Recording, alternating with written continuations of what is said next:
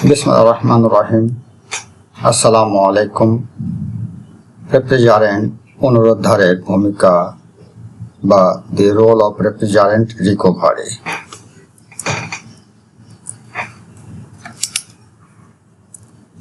উপস্থাপনায় আমি Abu Mohammad Atikullah, chief instructor ও বিভাগীয় প্রধান, technical refrigeration and air conditioning, RAC, Dhaka polytechnic institute, Tejgaon শিল্প এলাকা, ঢাকা 1208। ভূমিকা: মন্ট্রিল প্রোটোকল নতুন CFC এর উৎপাদন সীমাবদ্ধ করে, কিন্তু শিল্প ও বাণিজ্যিক খাতে ইতিমধ্যে উৎপাদিত CFC এর ব্যবহারের উপর কোনো বিধিনিষেধ আরোপ করে না। CFC গুলি কেবলমাত্র বায়ুমণ্ডলে নির্গত হলে ওজোন স্তরে ক্ষতি করে। বদ্ধ অবস্থায় তাদের ব্যবহার এটিকে প্রভাবিত করে না। শিল্প ও বাণিজ্যিক খাতে রেফ্রিজারেশন ইউনিটের রক্ষণাবেক্ষণ, মেরামত এবং নিষ্কাশনের সময় CFC গুলোর লিকেজ রোধ করা এবং কার্যকরভাবে পুনর্ব্যবহার করা গুরুত্বপূর্ণ।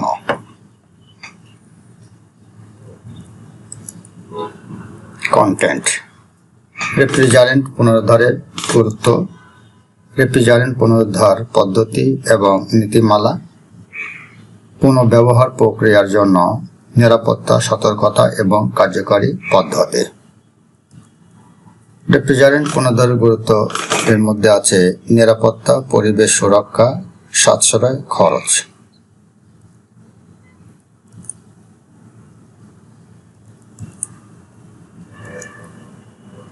শর্তাবলী এবং ধারণা। রেফ্রিজারেন্ট পুনরুদ্ধার: রেফ্রিজারেন্ট খালি করুন বা ইভাকুয়েট করুন।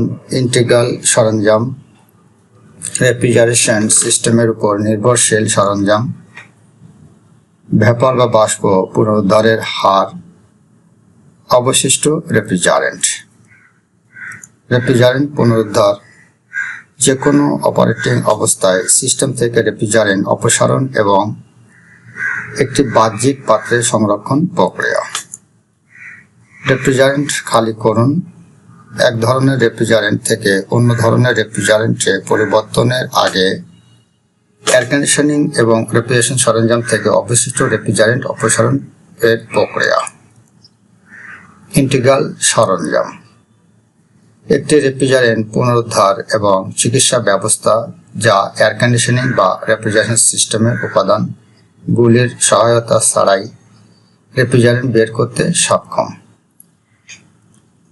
রেফ্রিজারেশন সিস্টেমের উপর নির্ভরশীল সরঞ্জাম হলো এটি এক ধরনের রেফ্রিজারেন্ট পুনরুদ্ধার সরঞ্জাম যা অপারেশনে সহায়তা করার জন্য এয়ার কন্ডিশনিং বা রেফ্রিজারেশন সিস্টেম উপাদানগুলির প্রয়োজন হয়। রেফ্রিজারেশন সিস্টেমের উপর নির্ভরশীল সরঞ্জাম: বাষ্প পুনরুদ্ধারের হার।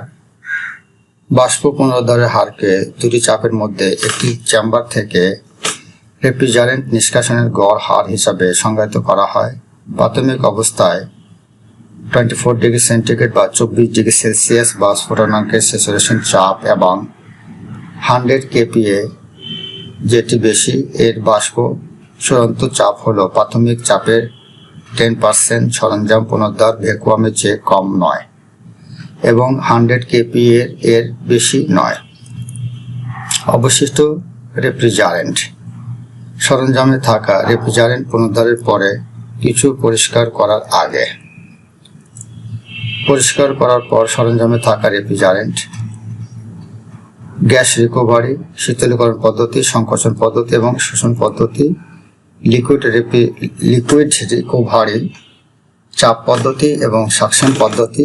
কম্পাউন্ড রিকভারি, এর দুটি কাজ রয়েছে: তরল পুনরুদ্ধার পদ্ধতি এবং গ্যাস পুনরুদ্ধার পদ্ধতি। তিনটি পদ্ধতিতে রেফ্রিজারেন্ট রিকভারি করা যাবে: গ্যাস রিকভারি, লিকুইড রিকভারি এবং কম্পাউন্ড রিসাইকেলিং। পদ্ধতি এবং নীতি হলো এইগুলো।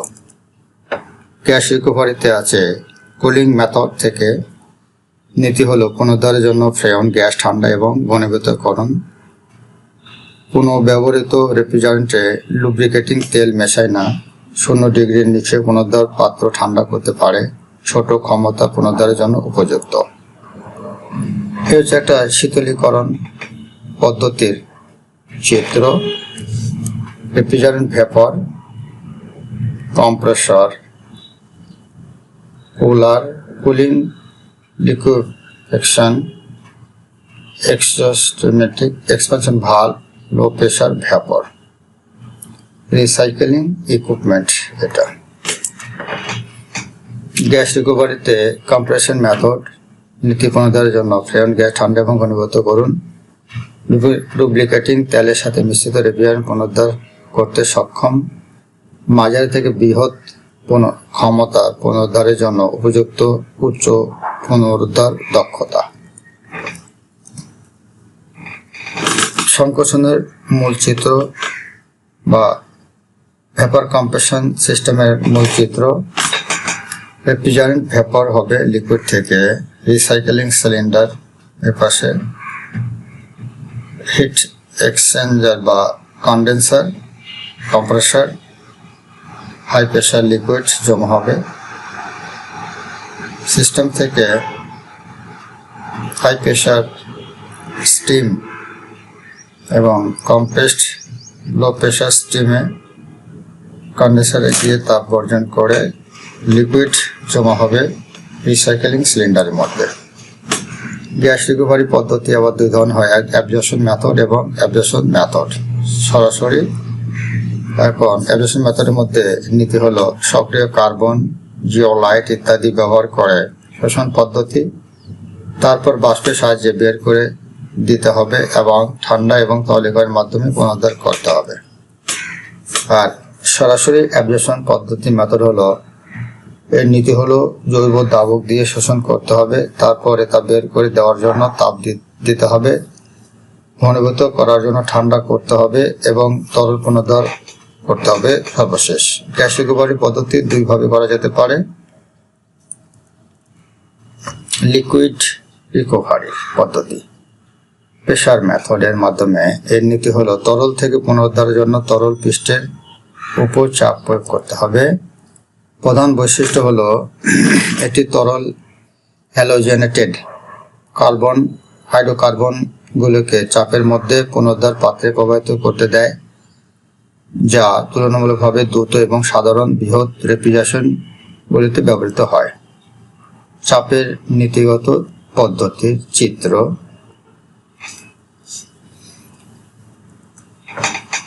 লিকুইড এর মাধ্যমে কিভাবে রিকভারি করা হয়, সাকশন মেথড হলো, এর নীতি হলো প্রথমে পুনর্ব্যবহারযোগ্য একটি ভ্যাকুয়াম পাত্র, তারপর তরলটি আকর্ষণ করুন এবং পুনর্ব্যবহার করতে হবে। এর প্রধান বৈশিষ্ট্য হলো পুনর্ব্যবহৃত পাত্রে ভ্যাকুয়ামিং বা বায়ুশূন্য করে পুনর্ব্যবহারের উচ্চ দক্ষতা, প্রধানত পুনর্ব্যবহারের জন্য নেতিবাচক চাপের বৃহৎ ইউনিটটি ব্যবহার করে। সাকশন পদ্ধতির মূল চিত্র।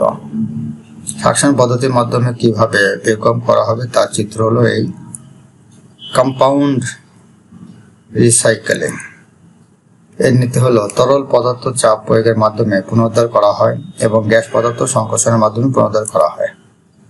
এর প্রধান বৈশিষ্ট্য হলো বড় চার্জযুক্ত সিস্টেমের জন্য উপযুক্ত, স্বল্প পুনরুদ্ধারের সময় পুনরুদ্ধার করা রেফ্রিজারেন্টটি দূষিত এবং পুনঃপ্রয়োজন প্রক্রিয়াকরণের প্রয়োজন। কম্পাউন্ড বা যৌগিক পদ্ধতির মূল চিত্র হলো এই। এক্ষেত্রে একটা 4-ওয়ে ডাইরেকশনাল রিভার্স ভালভ থাকবে, এক পাশে এটা ভালভ থিওরি এবং ভালভ 1 কম্প্রেসর থেকে ডিসচার্জ লাইন 4-ওয়ে ভালভের মাধ্যমে কন্ডেন্সারে আসবে অথবা সরাসরি রিক্লেম রেফ্রিজারেন্ট ইউনিটে যাবে। আর এই পাশে আছে ডান পাশে রিসাইক্লিং কন্টেইনার, জমা হবে লিকুইড রিক্লেম রেফ্রিজারেন্ট ইউনিট। ভালভের মাধ্যমে নিয়ন্ত্রিত হয়ে থাকে 4-ওয়ে ভালভ। এটা হচ্ছে একটা কম্পাউন্ড বা যৌগিক পদ্ধতির মূল চিত্র। নিরাপত্তা বা সতর্কতা। অপারেশনের আগে পরিচালনা পদ্ধতিগুলি সম্পর্কে পরিচিত হতে হবে এবং বুঝতে হবে। রেফ্রিজারেন্ট পরিণত আগে যেসব স্থান এড়িয়ে চলতে হবে সেগুলো হচ্ছে এলপিজি গ্যাসের মতো দাহ্য বিপদের কাছাকাছি থেকে এড়িয়ে চলতে হবে। আবদ্ধ মেশিন রুম বা বায়ু চলাচল ছাড়া জায়গা রাখতে হবে। উল্লেখযোগ্য কম্পন সহ রুম রুক্ষ বা খোসা জায়গা ভালো পরিবেশে ভালো পজিশনে রাখতে হবে। বৈদ্যুতিক সরঞ্জামে বিস্ফোরণ প্রমাণ কর্মশালার কাছে রাখা যাবে না, দূরে রাখতে হবে, অ্যাভয়েড করতে হবে। সরাসরি সূর্যালোকের সংস্পর্শে থাকা অথবা 40 ডিগ্রি সেলসিয়াসের বেশি তাপমাত্রা যুক্ত স্থান অ্যাভয়েড করতে হবে। আর পুনঃব্যবহারযোগ্য সরঞ্জামগুলিতে নির্দিষ্ট রেফ্রিজারেন্ট ছাড়া অন্য কোনো রেফ্রিজারেন্ট পুনঃব্যবহার করা উচিত নয়। এটা মনে রাখতে হবে। কোনো সংঘর্ষ নেই, নিয়মিত পরিদর্শন করতে হবে এবং নিশ্চিত করতে হবে যে পুনঃব্যবহারযোগ্য পাত্রগুলো বিকৃত বা ক্ষয়প্রাপ্ত কিনা। রেফ্রিজারেন্ট পুনরুদ্ধার আগে বিবেচনা করার জন্য নিরাপত্তা সতর্কতা। পুনর্ব্যবহার ক্ষমতা মেয়াদ শেষ হওয়ার পরে ব্যবহার করা যাবে না, আরও পরিদর্শন করতে হবে। পুনঃব্যবহারযোগ্য পাত্রগুলি পরিচালনা, স্থানান্তর এবং সংরক্ষণ তাপমাত্রা 40 সেলসিয়াসের নিচে হওয়া উচিত। টেম্পারেচার থাকতে হবে 40 ডিগ্রি সেন্টিগ্রেড। পুনঃব্যবহারের সময় সর্বদা সুরক্ষা চশমা এবং হ্যান্ড গ্লাভস ব্যবহার করতে হবে। পুনঃব্যবহারের আগে নিশ্চিত করতে হবে যে অতিরিক্ত চার্জ প্রতিরোধী সুরক্ষা ডিভাইসটি সঠিক যেন কাজ করছে। নিশ্চিত করতে হবে যে রেফ্রিজারেন্ট হোস এবং অন্যান্য সংযোগগুলো নিরাপদে সংযুক্ত থাকে। কোনো লুজ কন্ট্যাক্ট বা ঢিলা সংযোগ যেন না থাকে সেদিকে খেয়াল রাখতে হবে। ফেলোসিপ নোটিশ: পুনঃব্যবহারযোগ্য পাত্রগুলিকে নষ্ট করার পাত্রের সাথে মিশ্রিত করা যাবে না, পৃথক রাখতে হবে, সেপারেট রাখতে হবে। পুনঃব্যবহারের সময় অপারেশনের রুম ছেড়ে যাওয়া যাবে না। পুনঃব্যবহার প্রক্রিয়ায় স্বাভাবিকভাবে চলছে কিনা তা পর্যবেক্ষণ করতে হবে। পুনঃব্যবহারের জন্য পাত্রে স্পষ্টভাবে যে রেফ্রিজারেন্টটি পুনরায় পূরণ করা যেতে পারে তার নাম উল্লেখ করে রাখতে হবে এবং মার্কিং করে দিতে হবে। পুনঃব্যবহারযোগ্য পাত্রটি পরিচালনা, স্থানান্তর এবং সংরক্ষণের সময় উল্টে যাওয়া থেকে বিরত থাকতে হবে, যেন পড়ে না যায় বা উল্টে না যায় সেদিকে খেয়াল রাখতে হবে, দৃঢ়ভাবে আটকে রাখতে হবে। রেফ্রিজারেন্ট পুনরুদ্ধারের আগে বিবেচনা করার সময় নিরাপত্তা কি আমরা জেনে নিলাম। শুধুমাত্র পুনঃব্যবহারযোগ্য পাত্রে নির্দেশিত রেফ্রিজারেন্ট পুনঃব্যবহার করা যেতে পারে।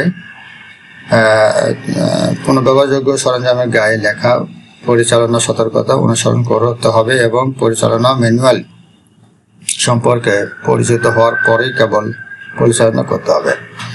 অক্সিজেন এবং অন্যান্য দাহ্য পদার্থ কখনোই পুনঃব্যবহার করা উচিত নয়, অন্যথায় এটি আগুন, বিস্ফোরণ এবং অন্যান্য বড় ধরনের দুর্যোগের কারণ হতে পারে। অক্সিজেনের মতো অন্য পদার্থ যেমন এগুলো প্রপেন টাইপ, এগুলো রিকভারি করা যাবে না, এগুলো বায়ুমণ্ডলে ছেড়ে দিতে হবে। পুনঃব্যবহারযোগ্য পাত্রে ভর্তি পরিমাণ পূর্ণ তরল পরিস্থিতির দিক নিয়ে যেতে পারে কিনা সে বিষয়ে খেয়াল রাখতে হবে।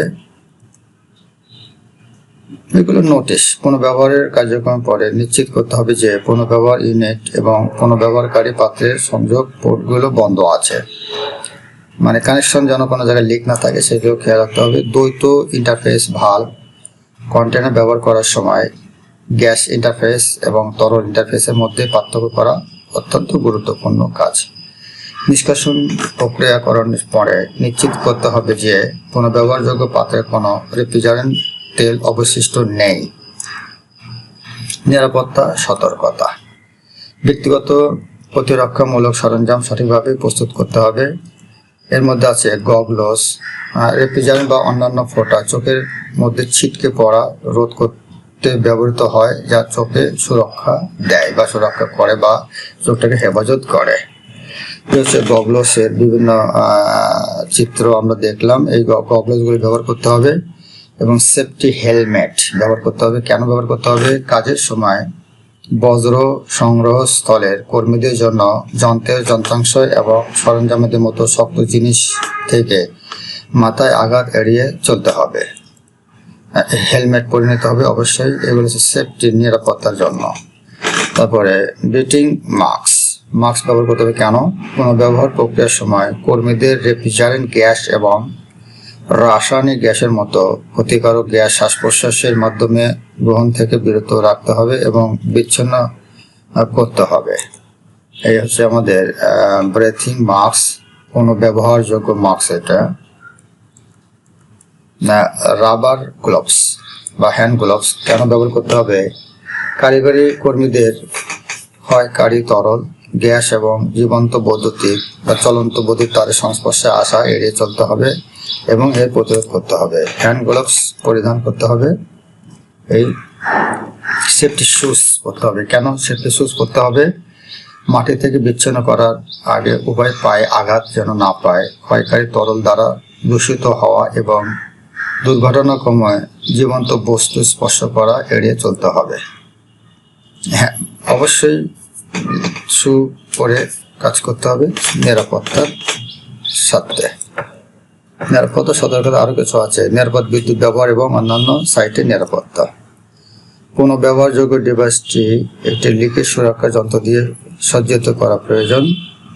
এক ফেজ 10 মিলি অ্যাম্পিয়ারের কম, 3 ফেজ 30 মিলি অ্যাম্পিয়ারের কম হতে হবে।